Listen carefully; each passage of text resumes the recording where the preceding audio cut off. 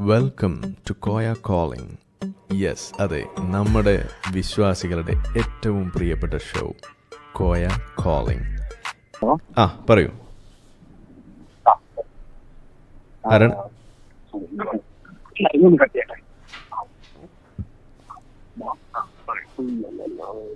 Live mute ചെയ്യൂ. ഇവിടെ okay, ഞാൻ ആയിഷറിന്റെ അതിനെ ഡിഫെൻഡ് ചെയ്യാനൊന്നുമല്ല. ഞാനൊരു ഏറെക്കുറെ എക്സ്മുസ്ലിമാണ്. ഏറെക്കുറെ അപ്പോ ഏറെക്കുറെ എക്സ്മുസ്ലിമാണ്. ഏറെക്കുറെ എക്സ് മുസ്ലിം, അങ്ങനെ ഒരു മുസ്ലിം ഉണ്ടോ? ഐ മീൻ അതിൽ നിന്നിട്ട് പുറത്ത് വരണമെന്നുണ്ടെങ്കിൽ ഒരു പ്രോസസ് ഇല്ലേ, നിങ്ങൾക്കറിയാലോ. അത് ശരി. ഒറ്റടിക്കണം വണ്ടി കയറിയാല് ചിലപ്പോ ഏത് സൈഡിൽ നിന്നൊക്കെ വിട്ട് തരാന്ന് പറയാൻ പറ്റില്ല.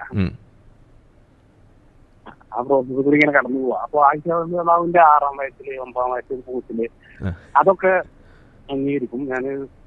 അപ്പൊ പക്ഷേ ആ ടൈമിൽ ഇപ്പൊ ഇത് യൂഷ്വൽ അല്ലേ, നമ്മൾ അങ്ങനെ ഒരു ആ ഒരു സൈഡ് കൂടി നോക്കണ്ടേ. എങ്ങനെ ആ ടൈമില് കേട്ടില്ല. നിങ്ങൾ ഉറക്കെ പറയൂ. എന്താ പറഞ്ഞത്? ലൈക്ക് ആ ടൈമിൽ ജീവൻസ് ആണെങ്കിലും പിന്നെന്താ മുസ്ലിംസിന്റെ ഇടയിലാണെങ്കിലും ക്രിസ്ത്യൻസിന്റെ ഒക്കെ ഇടയിലാണെങ്കിൽ പോലും പിന്നെന്താ പുബർട്ടി ആയി കഴിഞ്ഞാൽ അല്ലെങ്കിൽ 13 years ഓൾഡിലൊക്കെ കല്യാണം കഴിക്കുന്നു. ഒരു സെക്കൻഡ്, നമ്മളുടെ ഓഡിയൻസ് നിങ്ങളോടാണ് ഞാൻ ചോദിക്കുന്നത്. ഇദ്ദേഹം സംസാരിക്കുന്നത് നിങ്ങൾക്ക് കേൾക്കുന്നുണ്ടോ? എനിക്ക് കേൾക്കുന്നില്ല, തിരിയുന്നില്ല. നിങ്ങൾക്ക് കേൾക്കുന്നുണ്ടോ? ഹലോ, നിങ്ങൾ കമന്റ് സെക്ഷൻ നോക്കൂ. നിങ്ങൾ പറയുന്ന ആർക്കും കേൾക്കുന്നില്ല. വാട്സപ്പിൽ സംസാരിക്കോ? ഞാൻ UK വിളിക്കുന്നത്, അതുകൊണ്ട് ചിലപ്പോൾ ഈ റോമിങ്ങിന്റെ പ്രശ്നം ഉണ്ടാവുമെന്ന്. ഈ റോമിന്റെ പ്രശ്നമല്ല, നിങ്ങൾ റേഞ്ച് ഉള്ളിടത്തോടെ നിൽക്കൂ, അല്ലെങ്കിൽ ഒന്ന് അടുപ്പിച്ച് വെച്ചിട്ട് പറയൂ, ഉറക്കെ പറയൂ. അല്ലെങ്കിൽ ഒന്ന് സംസാരിച്ച എന്താ നിങ്ങൾ ചോദിച്ചത്? 6-ാം വയസ്സ് അല്ല, 6-ാം വയസ്സ് എന്ന് പറഞ്ഞിട്ട് 6-9 എന്നൊക്കെ പറയുന്നത് ഒരു യൂഷ്വൽ ഏജ് കാറ്റഗറി അല്ലായിരുന്നു ആ ടൈം പീരീഡില്. അപ്പോ നമുക്ക് ആ ഒരു ഏജ് വെച്ച് മാത്രം പിന്നെന്താ റോങ് എന്ന് പറയാൻ പറ്റില്ലല്ലോ അല്ലേ? ഓക്കെ, ലൈക്ക് ആ പീരിയഡില് നിങ്ങൾ അപ്പോൾ ഈ ഇതുപോലുള്ള ചില സംശയങ്ങൾ ഉള്ളതുകൊണ്ടാണ് നിങ്ങൾ ഏറെക്കുറെ എക്സ് മുസ്ലിം ആയിട്ട് നിൽക്കുന്നത് അല്ലേ? അല്ല, ഞാൻ ലൈക്ക് ഏറെക്കുറെ എന്ന് പറഞ്ഞത് സത്യം. കാരണം നമ്മള് ഒരു കാര്യം ഇതിനെ കുറിച്ച് പഠിക്കുമ്പോ എല്ലാ സൈഡും നോക്കാം. അല്ല നമുക്ക് ഇത് ഇഷ്ടപ്പെട്ടില്ല എന്ന് പറഞ്ഞാണ്ട് പോരാൻ പറ്റില്ല. മൊത്തത്തിൽ നമുക്ക് എങ്ങനെയാന്നുള്ളത് ആദ്യം നമ്മള് മനസ്സിലാക്കിയിട്ട് മാത്രമേ അല്ലേ അതിന് തിങ്ക് ചെയ്യാൻ പറ്റുള്ളൂ. എന്ത് കാര്യമാണെങ്കിലും ജീവിതത്തിൽ ഏത് കാര്യമാണെങ്കിലും അതൊക്കെ മനസ്സിലായി. ഞാൻ ചില ചോദ്യങ്ങൾ ചോദിക്കാം, അപ്പൊ അതിന് നിങ്ങളൊന്ന് ഉത്തരം പറയണം. ഓക്കെ, ഈ 6-ാം വയസ്സ് പ്രായമുള്ള ആയിഷയെ കല്യാണം കഴിക്കണം എന്ന ആഗ്രഹം ഈ പറയുന്ന മുഹമ്മദ് നബി പ്രകടിപ്പിക്കുമ്പോൾ ആയിഷയുടെ ബാപ്പ ഒരു ചോദ്യം തിരിച്ചു ചോദിക്കുന്നുണ്ട്. എന്താണ് ആ ചോദ്യം?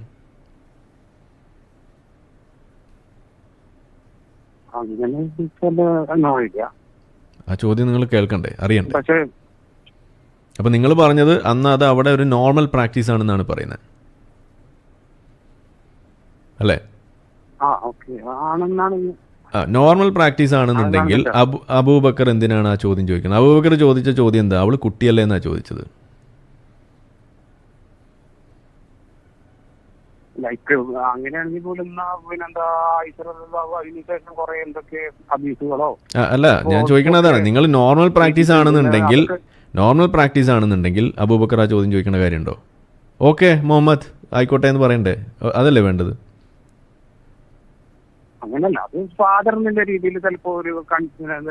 നിങ്ങൾ പറഞ്ഞു നോർമൽ പ്രാക്ടീസ് ആണ്. നോർമൽ പ്രാക്ടീസ് ആണ്, കുട്ടികളെ കല്യാണം കഴിക്കുന്നത് നോർമലാണ്. ഇപ്പൊ നമ്മുടെ നാട്ടിൽ ഈ ബാലവിവാഹം ഉണ്ടായിരുന്നു, അന്നാരും അത് കുട്ടിയല്ലേന്ന് ആരും ചോദിക്കാറില്ല. ഇവിടെ നടന്നിരുന്ന കാര്യമാണത് അല്ലേ? ഇപ്പൊ ഗാന്ധിജി കല്യാണം കഴിച്ച സമയത്ത് കുട്ടിയായിരുന്നു എന്ന് നിങ്ങൾ കേട്ടിട്ടുണ്ടാവും. അപ്പൊ ഗാന്ധിജി കസ്തൂർബ ഗാന്ധിനെ പെണ്ണ് കാണാൻ വേണ്ടി പോയപ്പോ ഗാന്ധി മോനെ അവള് കുട്ടിയല്ലടാ എന്ന് കസ്തൂർബ ഗാന്ധിയുടെ ബാപ്പ ചോദിച്ചിട്ടില്ല. ചോദിച്ചിട്ടുണ്ടോ? അപ്പൊ നിങ്ങൾ പറഞ്ഞു അത് ശരി. അപ്പൊ നിങ്ങൾ കോണ്ടെക്സ്റ്റ് പറയുമ്പോ കോണ്ടെക്സ്റ്റ് നിങ്ങൾ ഷിഫ്റ്റ് ചെയ്താൽ എങ്ങനെ ശരിയാവുക? നിങ്ങൾ പറഞ്ഞ കോണ്ടെക്സ്റ്റ് എന്താ? അത് അവിടെ നോർമൽ ആയിരുന്നു എന്നാ പറഞ്ഞത്. നോർമൽ ആയിരുന്നു എന്നുണ്ടെങ്കിൽ ഈ ചോദ്യം എങ്ങനെ വരുന്നത്? നോർമൽ ആയിരുന്നു എന്നുള്ള ചോദ്യമല്ല. ഹിസ്റ്റോറിക്കലി അവർ നോർമൽ ആയിരുന്നുണ്ടെങ്കിൽ ഈ ചോദ്യം എങ്ങനെ വരും? അതാ ഞാൻ ചോദിക്കുന്നത്. അത് like that means it is not normal. അത് നോർമൽ ആയിരുന്നില്ല. ഒന്നാമത്തെ കാര്യം നോർമൽ ആയിരുന്നില്ല, അത് നിങ്ങളെ തെറ്റിദ്ധാരണയാണ്. നോർമൽ ആയിരുന്നില്ല സുഹൃത്തെ, ഒന്നത്. ഇനിയിപ്പോ അഥവാ നോർമൽ ആണെന്ന് വിചാരിക്കുക, അഥവാ നോർമൽ ആണെന്ന് വിചാരിക്കുക. നിങ്ങൾ കേൾക്കൂ, നിങ്ങൾ കേൾക്കൂ കേൾക്കൂ കേൾക്കൂ കേൾക്കൂ കേൾക്കൂ കേൾക്കൂ നോർമൽ ആണെന്ന് വിചാരിക്കുക. അങ്ങനെയാണെന്നുണ്ടെങ്കിൽ മുഹമ്മദ് നബി ആ പറയുന്ന സെഞ്ചുറിയിലേക്ക് മാത്രമുള്ള മോഡലാണെങ്കിൽ ഓക്കെ. അങ്ങനെയാണോ മുഹമ്മദ് നബി? ഉസ്വത്തുൻ ഹസനയാണെന്നല്ലേ മുഹമ്മദ് നബിയെ കുറിച്ച് പറയുന്നത് ഖുറാനിൽ? എല്ലാ റിലീജിയനിലും ഉസ്വത്തുൻ ഹസനയാണ് എന്നല്ലേ മുഹമ്മദ് നബിയെ കുറിച്ച് നമ്മളെ പരിചയപ്പെടുത്തി തരുന്നത്? ഉത്തമ മാതൃക എന്ന് പറയുമ്പോൾ എന്താണ് അതിന്റെ അർത്ഥം? ഉത്തമമായ മാതൃക, ടൈംലെസ് മോഡൽ എന്ന് പറയുമ്പോൾ അവിടെ നിങ്ങൾ പറയുന്ന ആ സെഞ്ചുറിയിലെ കഥയല്ലേ എന്ന് ചോദിക്കുമ്പോൾ അത് കോൺട്രഡിക്റ്റിംഗ് അല്ലേ പൊന്നു സുഹൃത്തെ?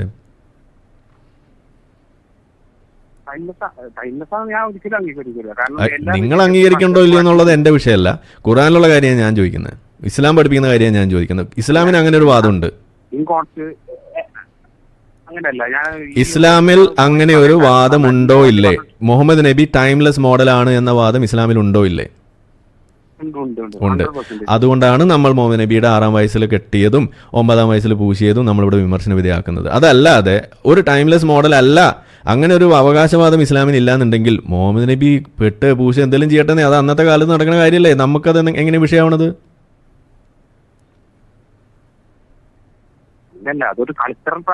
കൾച്ചറൽ പ്രാക്ടീസ് അല്ലല്ലോ. അതെങ്ങനെ ശരിയാവുക? ഇന്നും അഫ്ഗാനിസ്ഥാനിലെ ഈ പറയുന്ന താലിബാന്റെ കീഴിൽ അവർ ആ നിയമം നടപ്പിലാക്കുന്നു. 9-ാം വയസ്സിൽ കഴിഞ്ഞ ദിവസം 6-ാം വയസ്സിൽ കെട്ടിയ ഒരു കുട്ടിയെ താലിബാൻ ഇടപെട്ടിട്ട് എന്താ പറഞ്ഞത്? ഇപ്പൊ പൂശരുത്, 9-ാം വയസ്സ് വരെ വെയിറ്റ് ചെയ്യണം എന്ന് നിയമം നടപ്പിലാക്കുകയാണ് കണ്ടത്. നിങ്ങൾ കണ്ടില്ലേ വാർത്ത?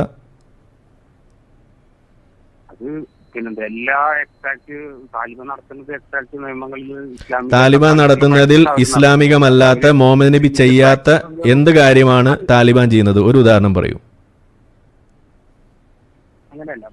താലിബാൻ ചെയ്യുന്ന കാര്യത്തിൽ മുഹമ്മദ് നബി ചെയ്യാത്തത് ഏതാണ് എന്നുള്ളതിന് ഒരു ഉദാഹരണം നിങ്ങൾ പറയും.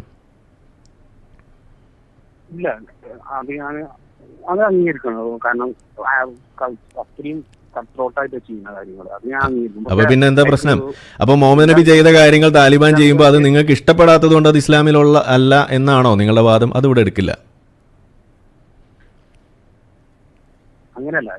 എങ്ങനെയല്ല?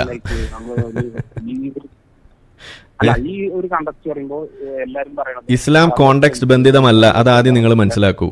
ഇസ്ലാമിൽ നിങ്ങൾ കോണ്ടെക്സ്റ്റ് ഉണ്ടെന്ന് വാദിച്ചാൽ ഇസ്ലാമിന്റെ ടൈംലെസ് ആണെന്നുള്ള വാദത്തെ നിങ്ങൾ തന്നെ അവിടെ പൊളിക്കുകയാണ്. ഇസ്ലാമിന് അങ്ങനെ ഒരു വാദമില്ല. ഇസ്ലാം ടൈംലെസ് ആണെന്നാണ് ഇസ്ലാം പറയുന്നത്. നിങ്ങൾ പറയുന്നു ഇസ്ലാം കോണ്ടെക്സ്റ്റ് ബന്ധിതമാണെന്ന്. കോണ്ടെക്സ്റ്റ് എന്ന് പറഞ്ഞു കഴിഞ്ഞാൽ അത് ടൈംലെസ് ആകില്ല. ഇസ്ലാമിൽ ഓരോ നിയമവും ലോകാവസാനം വരെയുള്ള നിയമങ്ങളാണ്. അങ്ങനെയാണ് ഇസ്ലാം പഠിപ്പിക്കുന്നത്. അത് നിങ്ങൾക്ക് അറിയില്ലേ? അത് ഓക്കേന്നോ? ഇസ്ലാമിൽ ഏതാണ് കൾച്ചറൽ പ്രാക്ടീസ്? നിങ്ങൾക്കൊരു കൾച്ചറൽ പ്രാക്ടീസ് ആയിട്ട് ഒരു കാര്യം നിങ്ങൾക്ക് ചെയ്യാൻ പറ്റുമോ ഇസ്ലാമിൽ? ഇസ്ലാമികമായിട്ട് അനുവാദമില്ലാതെ ഇസ്ലാമിലെ നിങ്ങൾ പറയും മുഹമ്മദ് നബിയുടെ ഏത് കൾച്ചറൽ പ്രാക്ടീസാണ് ഇന്ന് നമ്മൾ സുന്നത്തല്ലാതെ കാണുന്നത്? ഒന്ന് പറഞ്ഞാട്ടെ.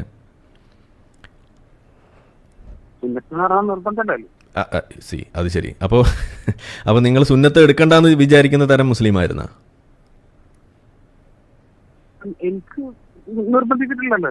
എങ്ങനെ? നിങ്ങളൊരു ഉടായ്പ മുസ്ലിമാണ്, അത്രേ ഉണ്ടായിരുന്നുള്ളൂ. അത് നിങ്ങൾ ബാക്കി എക്സ് മുസ്ലിങ്ങളെ നിങ്ങൾ പറയിപ്പിക്കുക, അതാണ് ഉണ്ടാവുക. ഓക്കെ,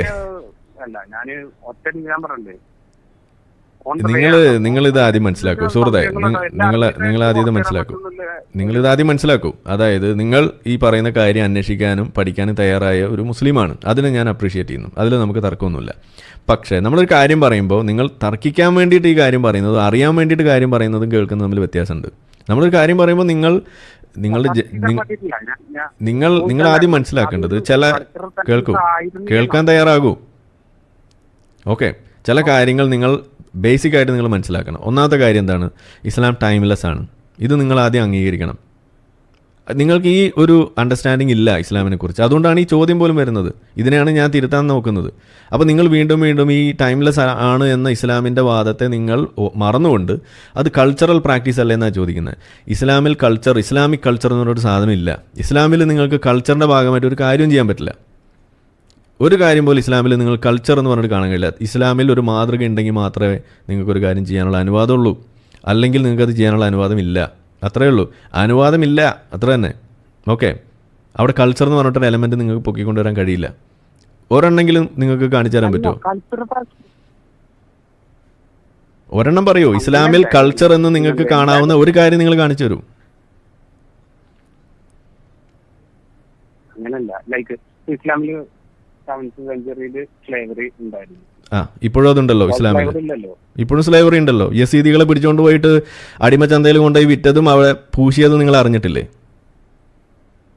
ലൈക്ക് അതൊരു എക്സ്ട്രീമിസ്റ്റ് ആവേ. ഞാൻ വീണ്ടും ചോദിക്കുന്നു, മുഹമ്മദ് നബി ചെയ്ത കാര്യമല്ലേ ഐസിസ് ചെയ്യുന്നത്? അതെങ്ങനെ എക്സ്ട്രീമിസ്റ്റ് ആവുന്നത്?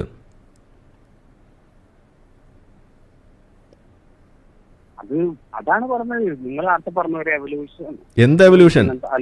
ഇസ്ലാമിലെ നിയമമാണ് ഈ പറയുന്നത്. സംഭവിക്കുന്നില്ല എന്ന് പറഞ്ഞു. ഖുർആനിൽ എഴുതി വെച്ചിരിക്കുന്നത് അടിമയും ഉടമയും ഒരുപോലെ ആകില്ല. ഖുർആനിലെ വാചകമാണ്. നിങ്ങൾ കണ്ടിട്ടില്ലേ?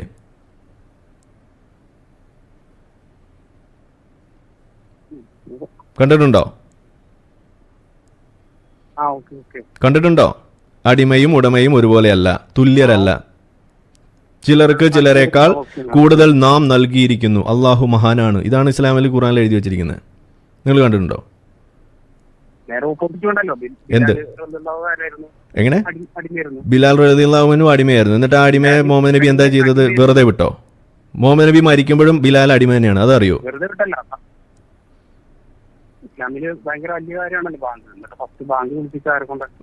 അത് ശരി. നിങ്ങളുടെ കൂട്ടത്തിൽ നിങ്ങളൊരു കൂട്ടം ഒരു യാത്ര പോകുമ്പോൾ നിങ്ങൾ ഒരാളെ വിളിച്ച് എന്തെങ്കിലും അലറി വിളിച്ച് പറയണം. മൈക്കില്ലാത്ത കാലം. നിങ്ങൾ ആരെ വിളിക്കുക? പതിയെ സംസാരിക്കുന്ന ആളെ വിളിക്കോ അതോ ഒച്ചത്തിൽ സംസാരിക്കുന്ന ആളെ വിളിക്കോ? ബിലാലിന് അത്യാവശ്യം സൗണ്ട് ഉള്ള ആളായിരുന്നു, അതുകൊണ്ടാണ് വിളിച്ചത്. അതിന് ഇത്ര വലിയ ഗ്ലോറിഫിക്കേഷൻ ആവശ്യമൊന്നുമില്ല.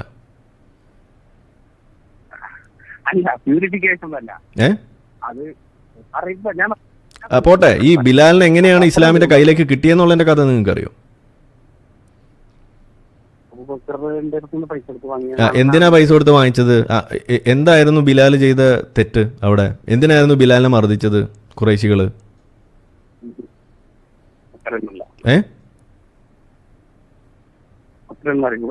ഖുർആൻ ബിലാലിന് ശിക്ഷിച്ചത് എന്തിനു വേണ്ടിയിട്ടാ ഖുറൈശികള്?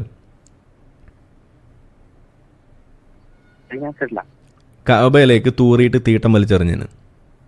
ഇപ്പൊ മനസ്സിലായോ?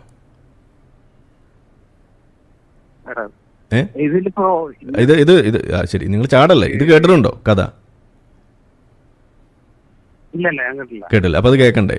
ഇതിലെന്താ ഇത്ര ഗ്ലോറിഫിക്കേഷൻ ഉള്ളത്? അതായത് മറ്റൊരാളുടെ ഒരു അവരുടെ ആരാധനാലയമായ കഅബയിലേക്ക് ബിലാലിനെ പറഞ്ഞ് അയക്കുകയാണ്, നീ പോയി തീട്ടം വലിച്ചെറിയിടാന്ന്. അവൻ പോയി അത് ചെയ്യുന്നു. അത് ചെയ്തപ്പോൾ അവർ പിടിക്കുന്നു. എന്നിട്ട് അവനെ പിടിച്ച് അവിടെ കെട്ടിയിടുന്നു. അപ്പോൾ അബൂബക്കർ പൈസ കൊടുത്ത് വാങ്ങിക്കാൻ വേണ്ടി തയ്യാറാകുമ്പോൾ മുഹമ്മദ് നബി ഓക്കെ പറയുന്നു. ഇതെല്ലാം ഇവിടെ ഉണ്ടായത്. ഇതിനെന്താ എത്ര വലിയ പ്രോത്സാഹനം കൊടുക്കാതെ? ഇതൊരു ഗുണ്ടാ നേതാവ് വേറൊരു ഗുണ്ടയുടെ അടുത്ത് പോയി ഒരു ഗുണ്ടയെ മോചിപ്പിച്ചുകൊണ്ട് വരുന്നു. ഇത്രയല്ലേ ഉണ്ടായിട്ടുള്ളൂ? അത് ഇതുമാതിരിയുള്ള തെണ്ടിത്തരം ചെയ്തൊരു ഗുണ്ടയെ. നിങ്ങൾക്ക് ഇതിനോട് യോജിക്കാൻ കഴിയുമോ? യോജിക്കാൻ കഴിയില്ല. ഇവിടെ എന്നിട്ട് ഈ ബിലാലിനെ നിങ്ങൾ ഗ്ലോറിഫൈ എന്നാൽ എന്താ അർത്ഥമുള്ളത്? പോട്ടെ, ബിലാലിന് അടിമയായിരുന്നു എന്ന് നിങ്ങൾ പറയും. മുഹമ്മദ് നബി മരിക്കുമ്പോഴും ബിലാൽ അടിമ തന്നെയല്ലേ?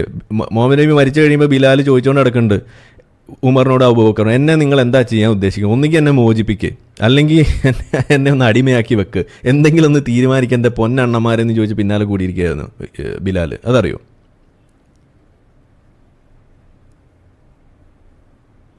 അപ്പൊ ബിലാൽ ഇത്ര വലിയ സംഭവമായിരുന്നുണ്ടെങ്കിൽ മുഹമ്മദ് നബി ആദ്യം ചെയ്യേണ്ടത് എന്താ? ബിലാലിനെ മോചിപ്പിക്കല്ലേ വേണ്ടിയിരുന്നത്? ചെയ്തിട്ടുണ്ടോ? ബിലാലിന്റെ പേരിൽ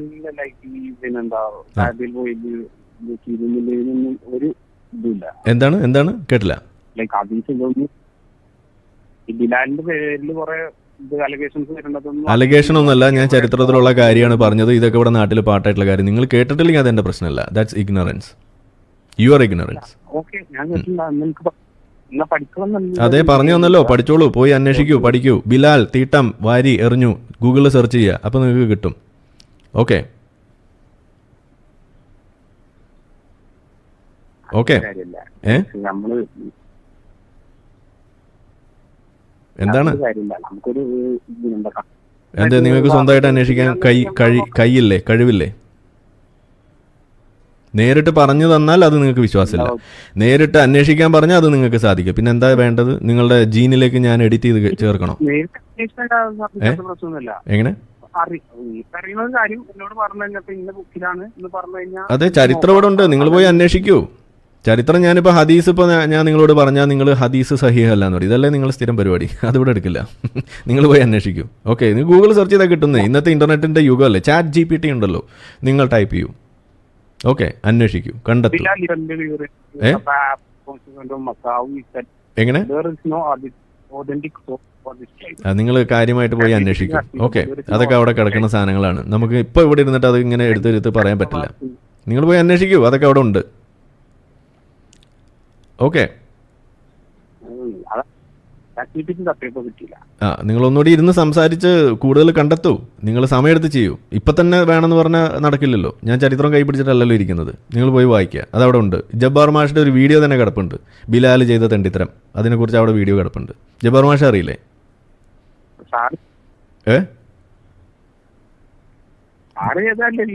ജബ്ബാർ മാഷ അറിയില്ലേ? അറിയില്ലേ? കേട്ടില്ല? ഒന്ന് ഗൂഗിളിൽ സെർച്ച് ചെയ്താൽ മതി, ജബ്ബാർ മാഷ്, ജബ്ബാർ. ഓക്കെ, ഒന്ന് നോക്കിക്കളാ, ഒന്ന് പോയി നോക്ക്. ഇങ്ങനെയുള്ള കാര്യങ്ങൾ അറിയാൻ വേണ്ടി ശ്രമിക്കുക. അവരൊക്കെയാണ് അതിനകത്ത് കൂടുതൽ സ്പെഷ്യലൈസ്ഡ് ആയിട്ട് അതിൻ്റെ ചരിത്ര സംഭവങ്ങൾ എടുത്തു വെച്ച് പറയുന്ന ആളുകൾ അവരാണ്. എല്ലാവരും ഒരേ കാര്യം ചെയ്യേണ്ട കാര്യമില്ല. അവിടെ വീഡിയോ കിടപ്പുണ്ട് അതിനെക്കുറിച്ച്, ബിലാൽ ചെയ്ത തെണ്ടിത്തരം എന്താണെന്നുള്ളത്. അവിടെ പോയിട്ട് നിങ്ങൾക്ക് വായിക്കാം. ഓക്കെ, കേട്ട് പഠിക്കാം. അതിലെല്ലാം എല്ലാ റെഫറൻസും അവിടെ കൊടുത്തിട്ടുണ്ട്. ഓക്കെ ഓക്കെ, ഇനി എന്താ സംശയം?